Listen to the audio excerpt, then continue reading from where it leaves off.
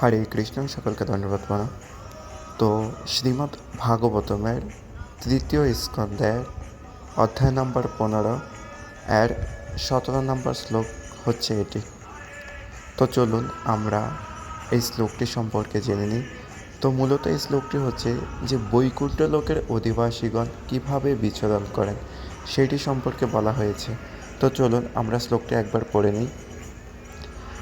বৈমানিকাশ্চলনা চরিতানি শাশ্বত গায়ন্তি অতর সমলস্বপনানি ভর্তু অন্তর্জালে অনুবিকশত মধুমাধবিনাম গন্ধেন খণ্ডিত দিয়া অপি অনিলম শিপন্ত। তো অত্যন্ত চমৎকার একটি শ্লোক। আপনি যখন এই শ্লোকটি গাইবেন আপনার কাছে খুব আনন্দ অনুভূত হবে। তো আমরা চলুন অনুবাদ দেখে নিই, অনুবাদে কী বলা হয়েছে। তো অনুবাদে বলা হয়েছে, বৈকুণ্ঠ লোকের অধিবাসীরা তাদের পত্নী ও পার্শ্বদগণ সহ বিমানে বিচরণ করেন এবং নিরন্তর ভগবানের চরিত্র ও লীলাসমূহ গান করেন, যা সর্বদাই অমঙ্গলজনক প্রভাব থেকে মুক্ত।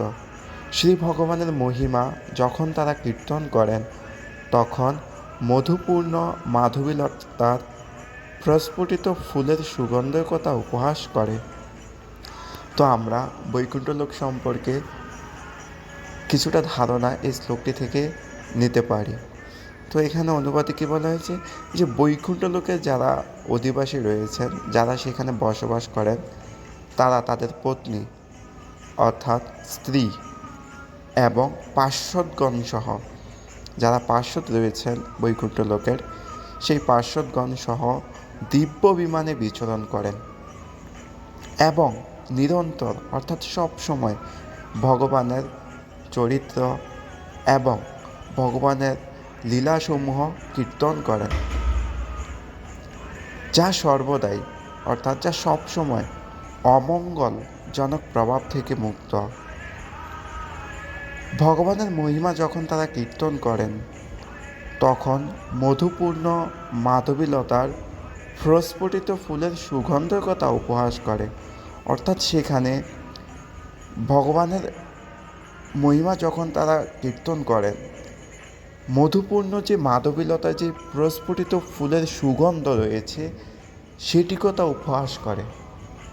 তো এইরকম অত্যন্ত সুন্দর শ্লোক সামনেতে আরও রয়েছে।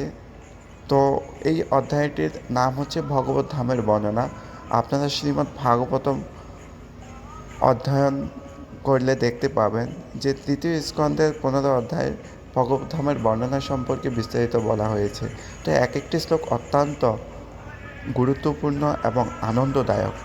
তো আমার সকলের প্রতি অনুরোধ, আপনারা সকলেই সেই ভগবত ধামের বর্ণনা সম্পর্কে অবগত হবেন এবং অন্যদেরকে তা প্রদান করবেন। হরে কৃষ্ণ, সকলকে ধন্যবাদ প্রণাম।